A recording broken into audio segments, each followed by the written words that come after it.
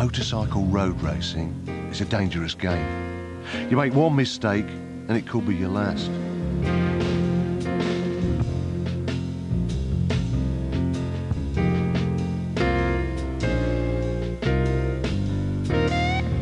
This rider smashed his leg badly, but he lived to tell the tale. Others won't be so lucky.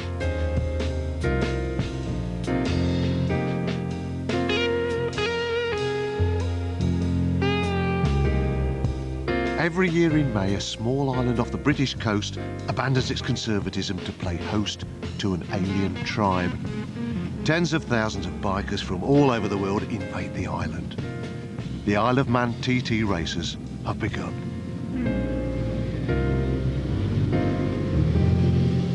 In a series of races, competitors risk all to be the fastest in the toughest, most dangerous motorbike tournament there is.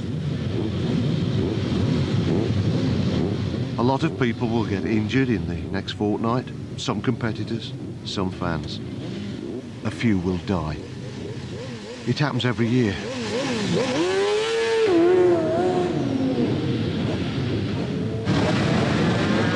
In TT races, riders set out at 10-second intervals. The winner is the one who completes the course in the fastest time. The race is against the clock, driving competitors to go ever faster. Most riders are amateurs paying homage to this motorcyclist mecca. But there are also professional riders like 27-year-old Mark Flynn. He hasn't yet taken the TT title, but this year he's really out to win.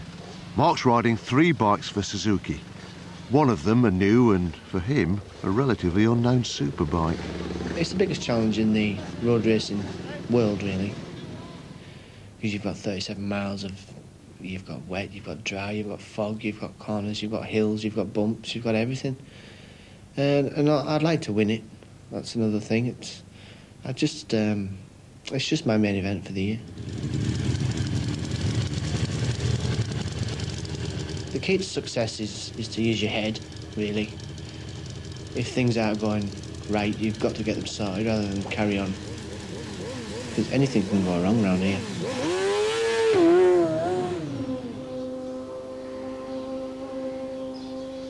I can't even remember the amount of times I fell off a motorbike. I broke every limb in my body, bar my left leg, and pins and plates. It comes with the sport. Most riders have got steel in them somewhere. So it's just the learning curve. Road racing crashes, I've been very lucky, and I've only fell off on slow corners, and I've hurt myself, but I haven't really hospitalised myself for more than like a day. But on when I was 18-year-old on motorbikes, I went through the back of a van and broke both arms at once, so that learned me a bit of a lesson. Got to get back on a bike quick after a crash, though, before you lose your confidence. If you think about crashing too much, then you maybe won't crash, but you just won't go very fast because you'll be too cautious.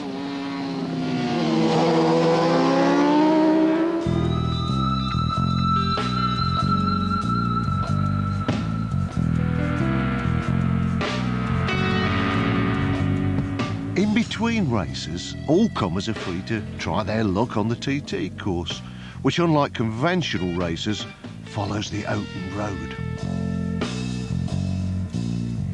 After the start line in the centre of the Manx capital, Douglas, the 37-mile course heads west across the island. It twists through narrow valleys full of sharp bends and even stone walls at the roadside.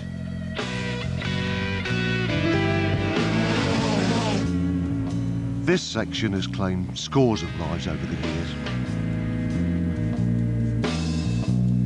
Along the west coast, the course passes through 3 villages, each a high-speed obstacle course of houses, walls, lampposts and phone boxes, all still there, even when the roads are closed to traffic during racing.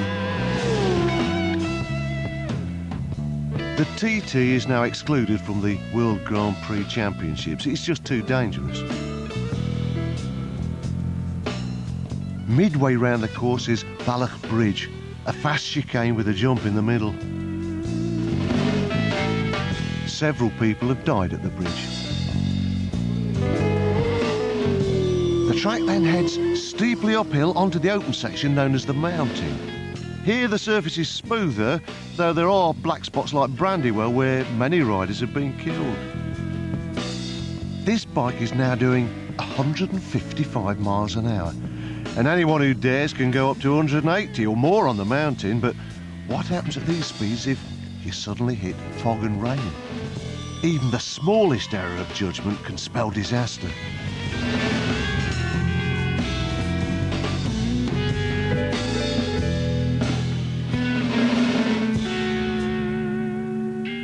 Many islanders take great pride in the TT races and feel that it's part of their heritage. Mike and Celine Kane, a local husband and wife team, have built their own motorcycle sidecar. Sidecar racing is a local favourite. Their goal is to be the first Manx couple ever to complete the course. It seems to be an inbuilt thing that if you live on the Isle of Man, you've got to like bikes. I think it must be an ambition for most of the motorcyclists who live on the island to be able to go around the TT course on the roads closed. I could never imagine me not riding the TT. Definitely in the blood. Terrible bug when it gets you. I think it's about half, yeah.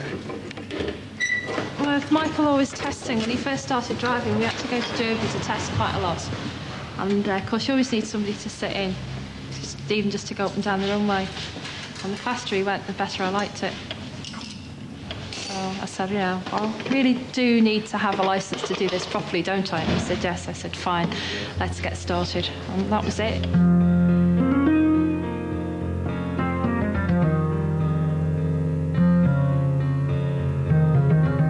The first week of the TT is practice week, where every competitor's got to complete at least 4 laps of the course at high speed. For sidecars, that means averaging 85 miles an hour. Only then will you qualify to take part in the racing proper the following week.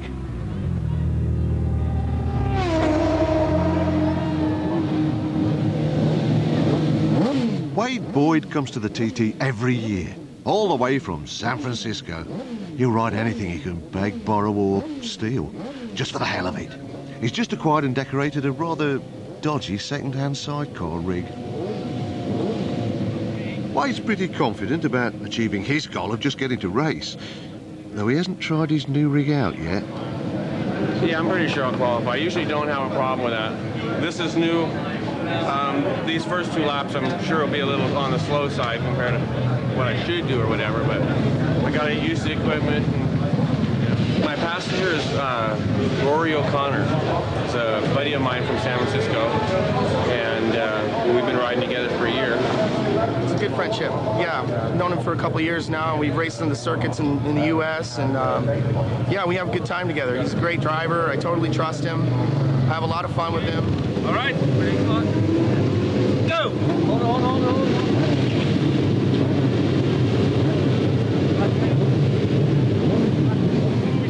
Sidecars don't have starter motors. You have to bump start them. And the seeds of doubt are sown even before they get going.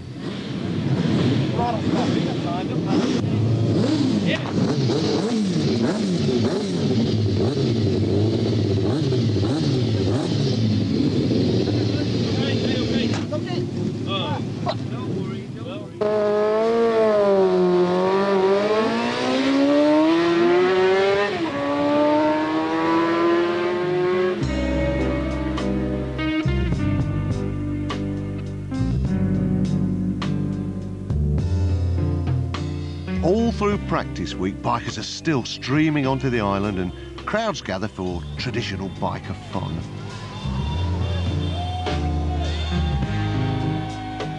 Their cheeky excessors put enough money into the island's coffers to last the rest of the year. People come down here at night just to see the atmosphere, see what's going on. Well, people tend to hang about behind the barriers and watch people pulling wheelies and doing donuts, and there's the odd streaker. It's all good fun, there's no problem with it.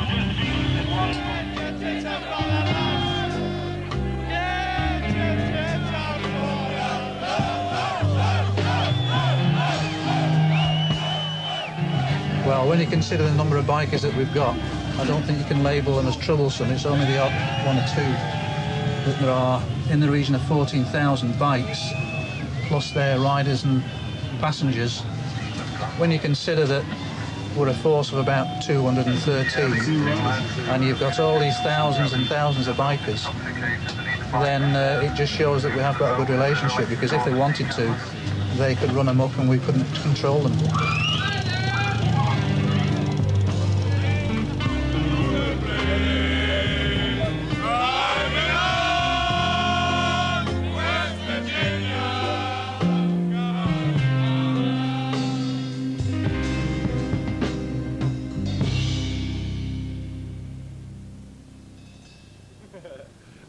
It's 4:30 in the morning on day 3 of practice week. The roads will be closed for 3 hours from 5 until 8. Already more than 20 riders have crashed, but so far no one's been killed. It's Trevor Stokes' first time at the TT. He sells motorbikes for a living and has long dreamed of taking part in the races. I've always wanted to do the TT since I was 10 years old, when my dad brought me over here. I saw these guys going around here, and that's the sort of racing I wanted on the open roads. My training started back in February. I've been coming over doing 23 laps a weekend, and now I'm up to 348 laps I've done. It's about 12,000 miles this year. It is the ultimate road race. It's so long, so hard, and so fast. It's just what every rider wants to do. The adrenaline rush doesn't really happen until you actually set up on the start-finish line.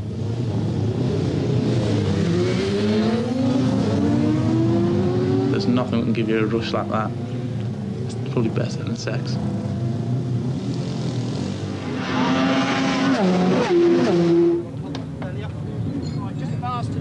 After a scary practice lap, Mark Flynn's mechanics are having to make adjustments on the spot to the new superbike. If they don't get it right, he could be in real trouble. It's all over the road. We won't go in a straight line. Well, we've effectively kicked the rake angle out of the front steering to try and stop it. It won't go in a straight line. Ready? Yep. Fucking better have now. Is it all tight? Yep. Check the damper again. Steering damper. Oh, someone's loosened it off, have they? Oh, no. Check oh, no. Okay, up. We've got the bars. Yeah. It seems that best of bikes isn't living up to expectations for Mark. I quite like it for us, I suppose. Yeah, that's more boyish, isn't it? I think it's for a boy anyway. Oh, yeah, it will be. Is it? Yeah. Mark's wife Lynn is pregnant with their first child, and she's decided not to put herself through the ordeal of practice week. She'll join in for the second week for the big races. When I first found out I was a rider, it didn't bother me at all. It's only as I got more aware of the sport that I realised there was a lot of dangers involved. Decision made. It's only when you've actually seen it and you see how fast they go, and there's people, names that you start to recognise, and people get injuries, and you start to realise how dangerous it can be. But you accept that people have got hobbies and they do what they want with their lives, so you can't stop people doing what they want. Or whatever his name, we'll want one of those. Yeah. Having a baby definitely enters the equation, but it's what he thinks about that. Having a child isn't blackmail to him. It's still his decision what he wants to do. There's a lot of racers have children and still race.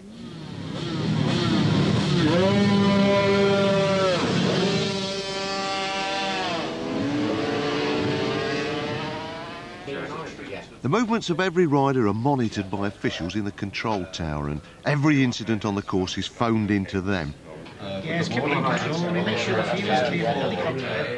Even if a bike just breaks down, they'll be told, so they can tell the riders' backup teams. It's from here, too, that the medical helicopter is sent to all accidents on the track. A special phone line is kept clear for emergency calls. To Davies Control.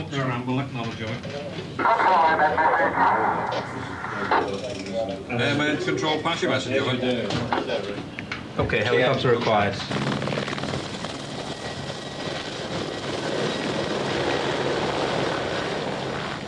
Okay, the helicopter's on the way. Okay, thanks. Okay. He doesn't... He's conscious. He seems to be okay. The paramedics are looking after him. Swings and roundabouts.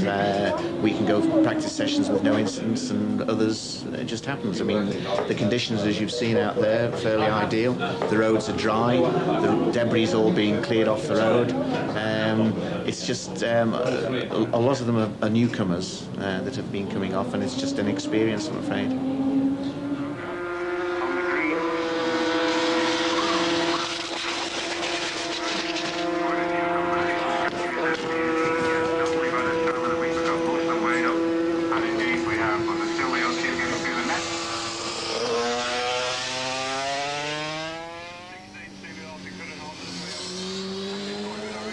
Travis TT started well.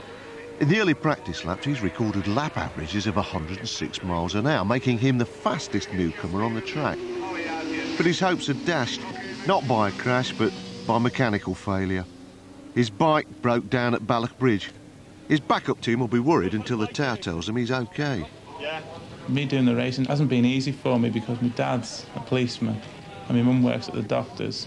My dad spent a lot of his time picking people up off the floor who have been injured in motorcycle accidents, and my mum always sees the consequences with all the injuries at the doctors, so it has been hard to try and convince them that motorcycling is good for me. Give the policeman your details. 55 white, any messages he'll pass them on. When I put the bike against the wall, I had to be on my own for 10 minutes just to cool down, because there wasn't a happy bunny. Not at all.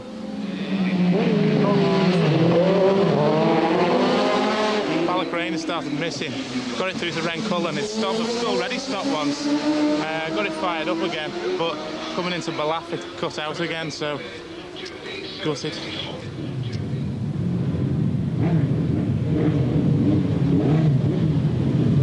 Mark's second lap on the Superbike hasn't left him any happier. There's been a 4-bike crash at the top of Big Arrow, and they're stopping you, so you can't get a quick lap in, really. But my bike's going good, production bike. But the Superbike, I still can't get to grips with it. I can go faster on the street bike than I can on the Formula 1 bike, all over the road. It doesn't start doing it till about 160, 70 mile an hour, and then it starts to put me in a wiggle. It's not very nice. My advantage is my speed, because it's a super fast bike, and I can't use it, because once I'm getting to 11,000 revs, it starts weaving on the road and I've got to shut off. Otherwise I wouldn't be able to stable it for the corner and I'll shit it.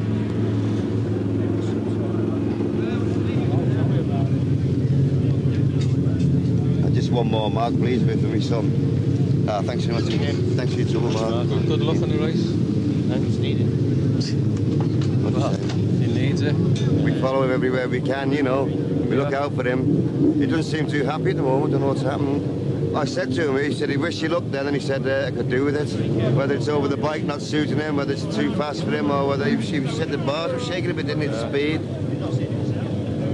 That's all we know, right? Well, he should be taking another one out. There's 2 bikes here for him, but it looks as if he's not bothering. He's always in the top. He's a fast lad, and always flying. We've seen him come through there before and scared us out of our wits. Marvellous. Oh, well, we're going to have a cup of tea now then, eh?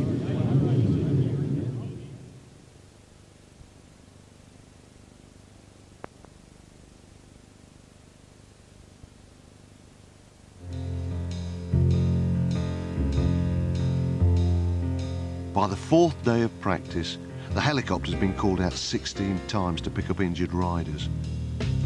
The 17th call is to a fatal accident. A local Manxman, Mike Casey, came off at over 130 miles an hour and was killed instantly. His bike broke in half and the petrol tank was hurled through the roof of a nearby cottage.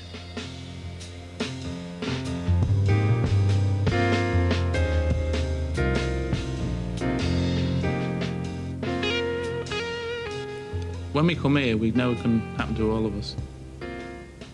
There's not one day I go in the pits and think it's not going to happen to me. I know it can. The rider who was killed will feel exactly the same way as that. It does upset all the riders, it does upset people in the pits. When we're all together in the pits, the news will get round that someone's been hurt or killed.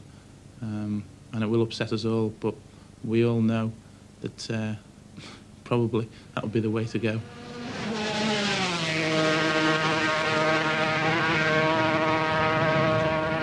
You can't think about the danger you're putting yourself in. If you did, you wouldn't go out and do it. You've got to think of the enjoyment of it. I mean, we all know the dangers are there, and we all know the devastation it leaves when somebody dies and the families are left. But you don't think about it at the time. It's all just gets put to the back of your mind, and you go out and you enjoy what you enjoy doing. You know, get the most fun out of it. I think that's the way most racers would look at it. Well, just the same as when anybody else gets killed. It's just one of them things. I've lost a lot of friends, and it just happens, and that's it.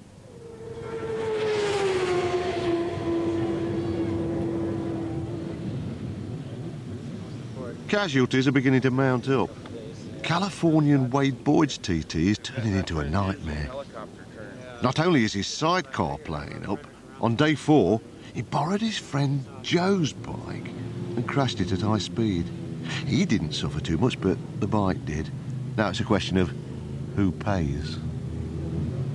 We had a deal, basically, if I broke the bike, I would fix it or replace it or buy it or something like that. And of course we hope not to, but that's what happens, so he's got to figure out what he wants, really.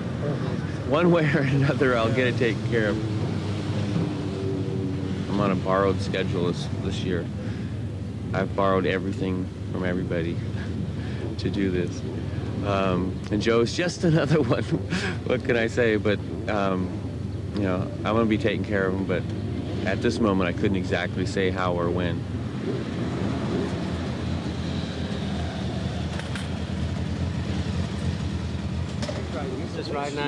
Because of his fall, Wade is now on the official stop list. To be allowed to go on racing, he's got to take a fitness test in the control tower. The first part of this test is just to haul his ass up the 110 steps of the tower to the chief medical officer. OK, lift me up, Push me down, push down. As all injured riders are given a thorough check-up in hospital after their falls, the tower fitness test is short. A few press-ups are enough to convince David Stevens that Wade is, at least, sound in body. OK, that will get you taken off the stop list when you go through scrutiny. OK, so I give it to scrutineers. OK, best of luck. Great, thank you. No, that was fine. He was all right.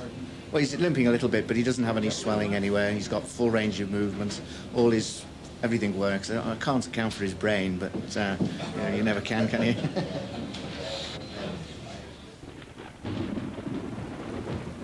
Coming to the end of practice week, there have been 30 crashes and 1 death.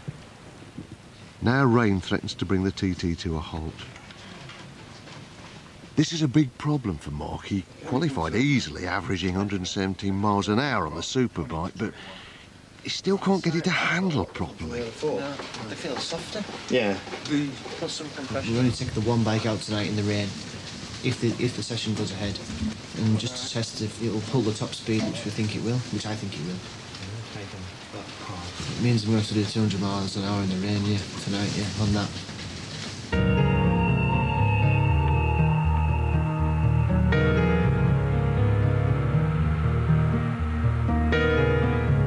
I do worry a little bit when he goes off racing now, which is only natural. Anybody would.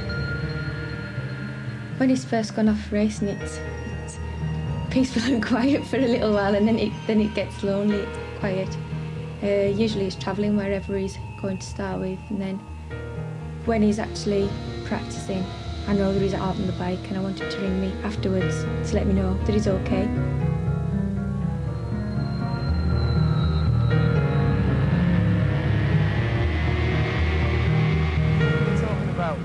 Power back on. I'm waiting till... Trevor has qualified to race, and his chances of getting through in one piece have improved immeasurably. Steve Hislop, who retired in '94, is a legendary TT rider with 11 wins to his name and the fastest lap record ever. For Trevor, Steve's advice could be the difference between winning and losing, surviving the race or crashing. Sort of style, you know? You'd just be trying to get your knee probably on the apex here. The wheels of the bike would be just 14 inches, 15 inches out sort of style. Your knee would just be sort of on what would have been the continuation of that white line. From about here, you'd be starting to pick it up a bit on the power, and you're maybe waiting a little bit longer. Yeah, I'm waiting till I can see the last bail. Quite a lot of time in, say, Monday morning practice, a lot of newcomers have maybe crashed into the bales there. Yeah. And yet, you know, if I was going to lose it, I'd be way up at there. the end of the bales.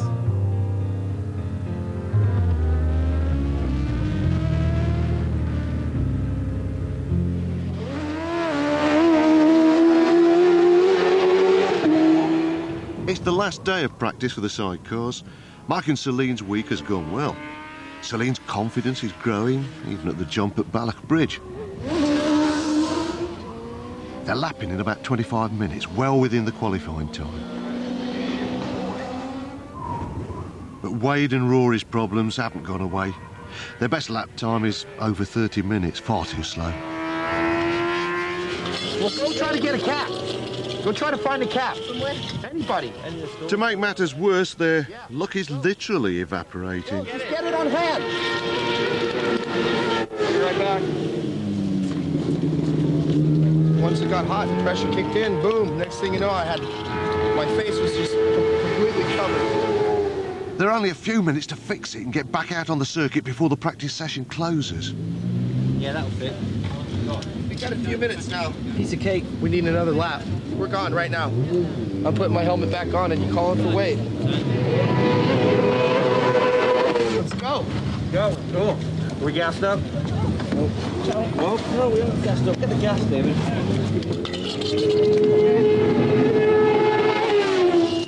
Yeah, just take it easy on the gas, right? We've got a hot engine. 1 minute, boys. 1 minute? Yeah. 1 minute here. Come on! Give me a tie wrap.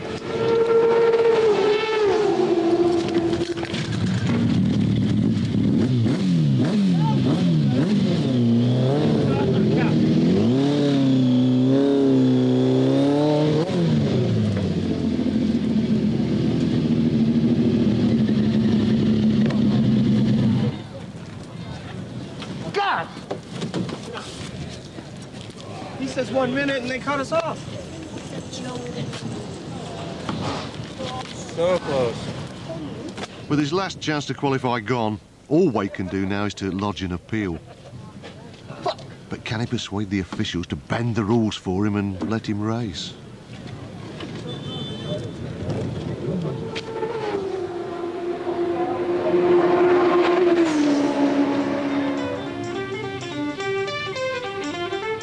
As the qualifying week ends, there's a day off for the racers. It's officially known as Mad Sunday. Mad Sunday. Everybody seems to tend to want to take a lap, whether they be visitors to the island or locals. And you cram that many bikes and vehicles in such a small area, and then people tend to ride a little bit quicker than they should, shall we say. And unfortunately, they end up crashing, stretched to the limit, picking up the pieces. Switch off! Double white lines exist for your safety, okay? Yeah. You stay well inside, they've not come down the outside. Okay, fine. Okay, where you go? Thanks, Bob.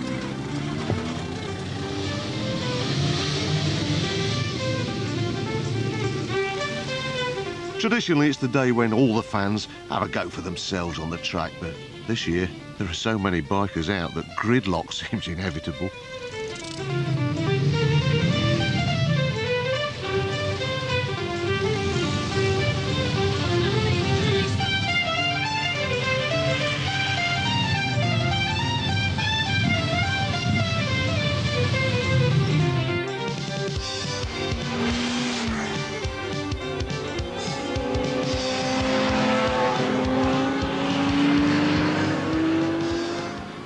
Here, like people believe, waiting for people to come off motorcycles. Often think it from a biker's point of view.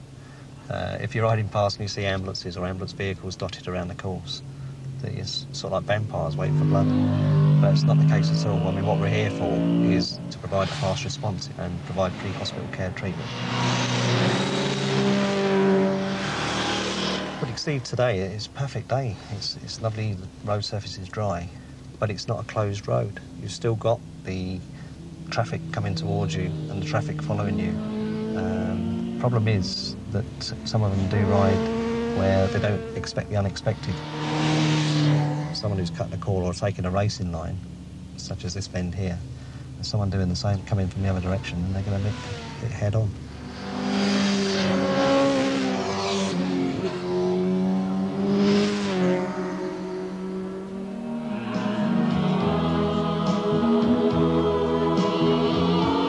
The night before the sidecar race, Celine and Mike get together with their supporters, whose generosity they depend on. We'd be lost without our sponsors. Yeah. Mike's boss has been very good in giving him the time to build it. My firm coughs up some money every year as well. And then we have smaller companies who donate what they can just to keep us on the road. Graham and Danny out at the Liverpool Arms have been very good.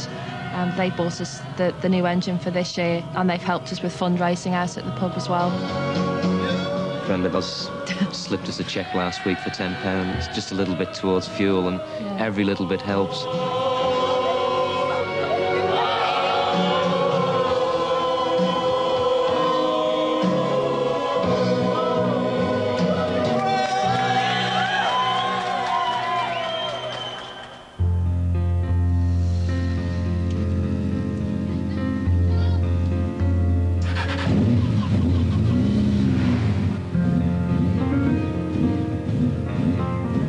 The second week and racing proper has begun.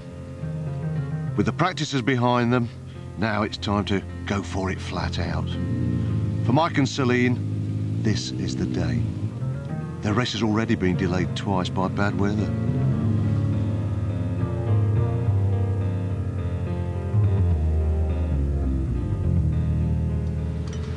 The forecast is pretty good for about a 2-hour slot at lunchtime, so it just depends on the mist on the mountain.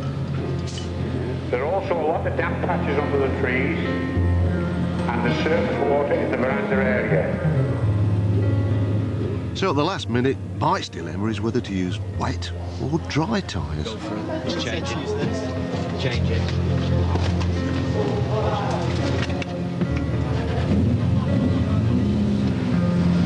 Just hope this is the right choice. It'll be wet under the trees, surface water lying on the veranda. With living here all the time, you tend to know where the deepest puddles are going to be. So I might change it again, yeah. You better not.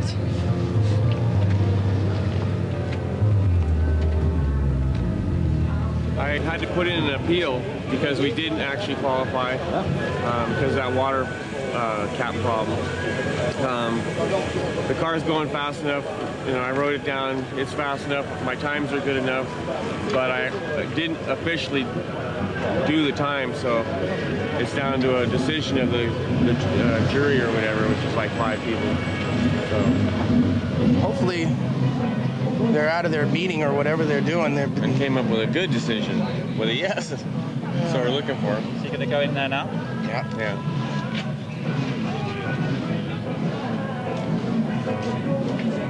Extremely nervous now. It's not worry yet, it's anticipation really. And we've been waiting so long for this. It's a bit hard to believe that we're actually going to get going now. This is as far as we've got since the weekend, that we've actually managed to get into levels. Butterflies. Don't know whether to laugh, cry or throw up at the moment. But this is a big race for me. I've waited a long time for this one. I had to pull out due to injury last year, which was absolutely devastating. And I've worked really hard for the last 8 months to get strong and fit, build the stamina, strengthen all the muscles again, so that I wouldn't have injury this year. I've always wanted to do the TT, to walk across the stage at the Villa Marina and get a finish medal. I don't care where we finish. It can be last for all I care, as long as we get finished. That is the ultimate goal. So, say now that we're finally getting to go, I feel dreadful.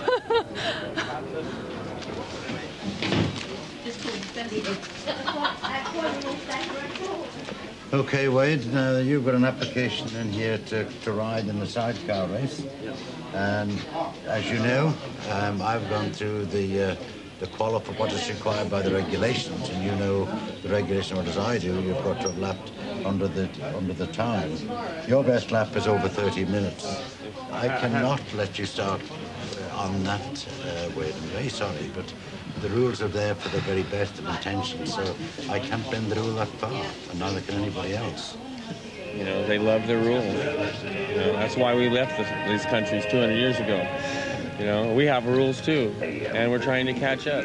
And I live in San Francisco, which is a place that we try to get away from those rules. You know, but.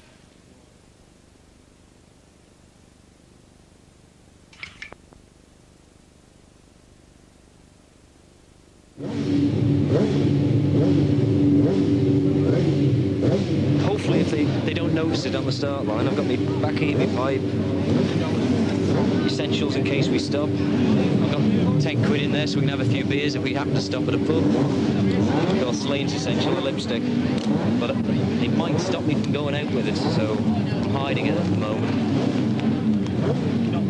But I don't really suffer from nerves that much. I tend to shut off from it. You can always find me propped up against the wall somewhere, either getting ready to fall asleep or smoking on my pipe.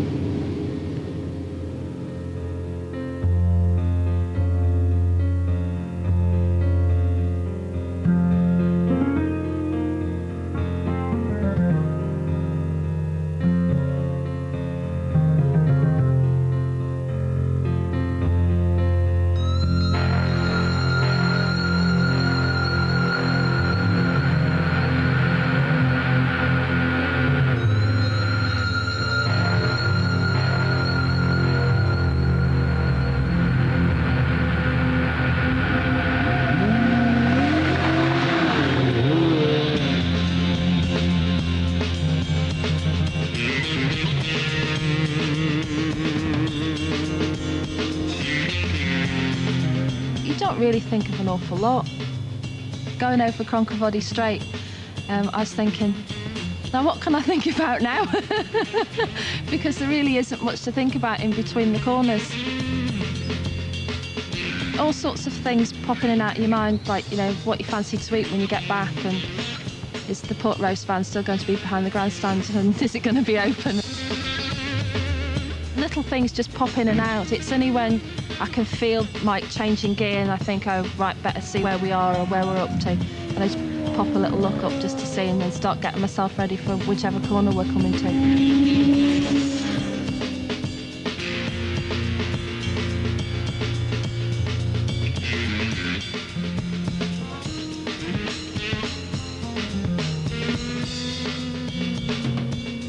If you were that bothered about the dangers, okay, everybody accept the dangers involved, but nobody has forced us to go out there. We go out through our own choice, and we choose to go out and enjoy ourselves. Yeah, I'd agree with that.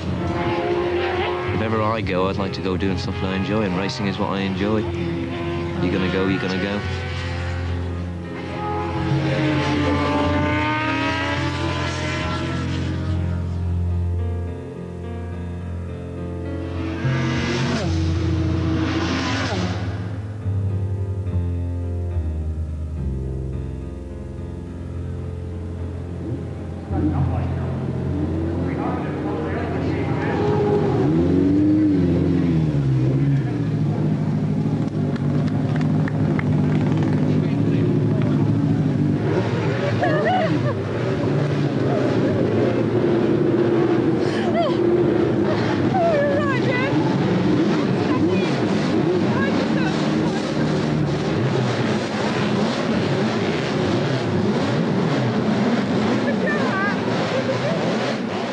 Absolutely ecstatic.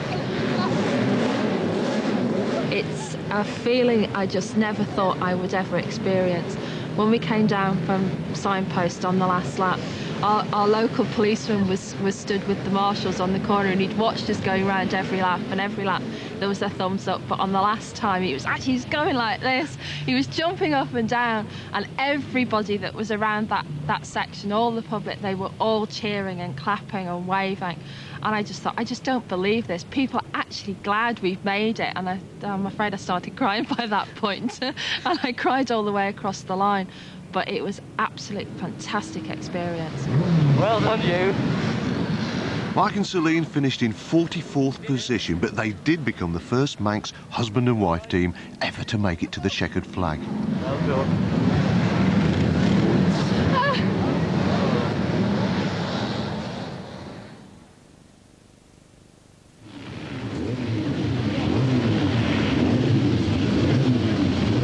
The last day of the TT is the big day.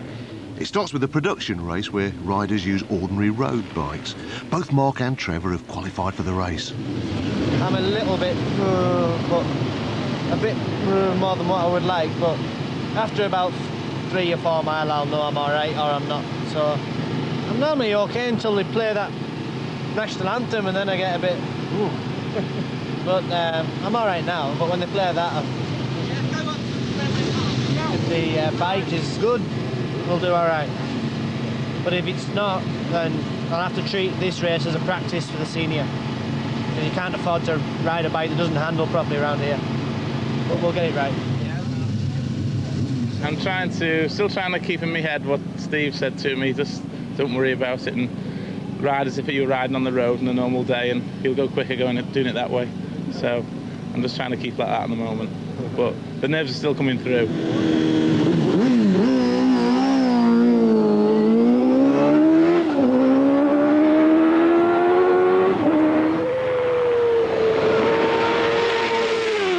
Mark, on the blue and white bike, got off to a flying start, and he was soon leading his class of the race. Trevor, on the black bike, started well too.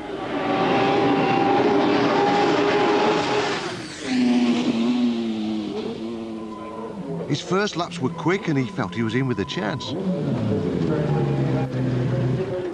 When you come in, you know you've gone quick, you know you've gone smooth, and you can't wait to get back to the pits to see your mechanic who's got the stopwatch and see what time you've done.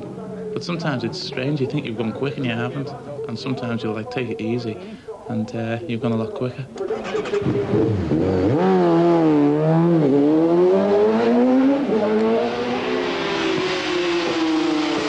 Mark's production bike saw him home safely at race-winning speeds.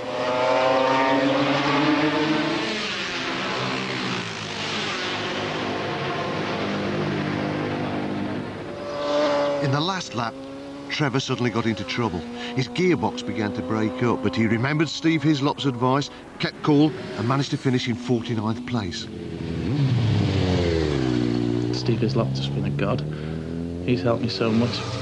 Today when we were racing, I was thinking, I could still hear his voice, and I was thinking of what he said going into every corner. If I hadn't done what he'd said and cooled down, and I might have crashed. But I was just trying to keep myself under control, listen to what he said. If you have any problems, just take it easy and drop it down a bit and all that sort of stuff.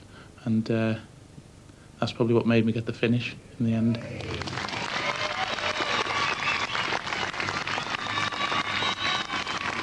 Mark's road bike held good and brought him his first TT win in the production race. His final challenge is to ride the unpredictable superbike in the last race, the senior TT, the fastest, most dangerous race of them all.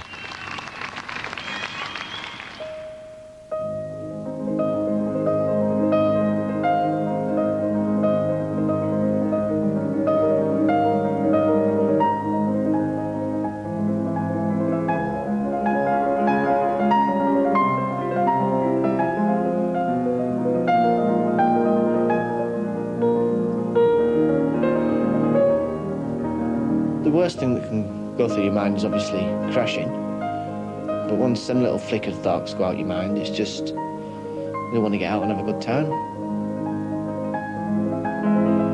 If I can win, there is good rewards. There's not a lot of money in motorbike racing, so we'd be better to do it for nothing really. But here is where we do get a little bit of money, but it leads you onto other things. If you win a TT, sponsorship is not a problem, and you could probably get a career out of it, and that's really what I'm aiming for. In good conditions, and if we've got everything set up, I enjoy the part from the start line to Ramsey, which is a proper road race. Very bumpy, terrible surface, everything against the odds.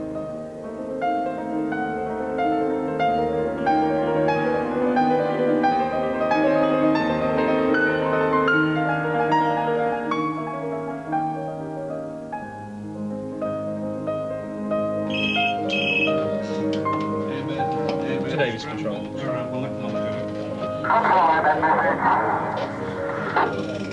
Airman control, pass your message over.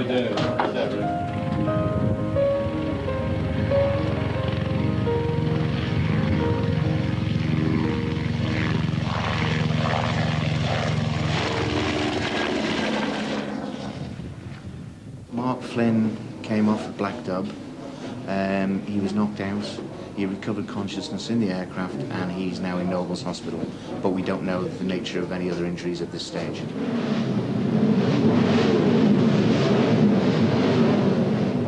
I was in the grandstand and I knew I was timing his laps and he was a minute over, so I knew there was something wrong, but first thing is you think he's broken down because you haven't heard anything on the commentary.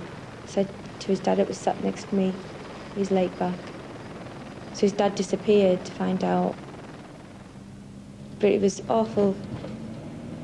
In the car, on the way to the hospital, you don't know whether he's dead or he's going to be sat up laughing at you saying what you're worried about when you get there. You just don't know.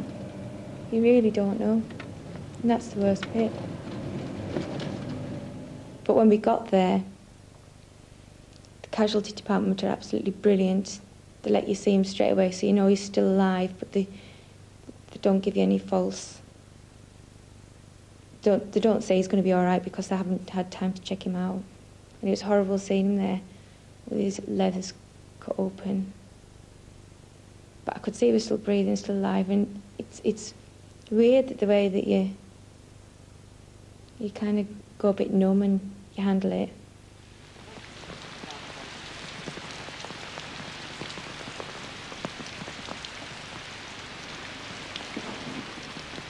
It makes you realise that he's not invincible. It can happen to him, even though I always felt like it never would. But it can.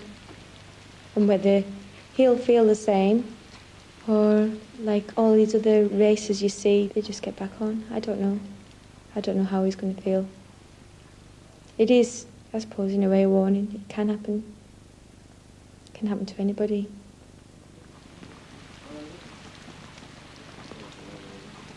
I broke both bones in this shin. There's a pin all the way down with them screwed together. Screwed to both sides of the pin. And also I broke the heel in 3 places, but they're just going to leave that because that feels more or less like it's going to be alright. And then I broke some bones on the front of this foot here. They can't do anything for them, but I've smashed the heel. There's nothing left of the heel, so it's got an operation in the morning. And I've done these metacarpals, is that what it's called? Is that the carpals are down? Well, them bones up there anyway. They've pinned both, just them 2. Well, I took a bang on the head, but I'm alright now, I think. I've just got a bit of memory loss. I'm full of holes. In one way, Mark was lucky. A rider was killed in both of the races on the final day, bringing the death toll to 4 for the 1998 TT. Despite that, Trevor will be back next year and will do better. Wade and Rory are down but not out, dreaming of future laps at lightning speeds. 11 racers were injured and 1 died in the sidecars. But Mike and Celine plan to build a new, faster machine for next year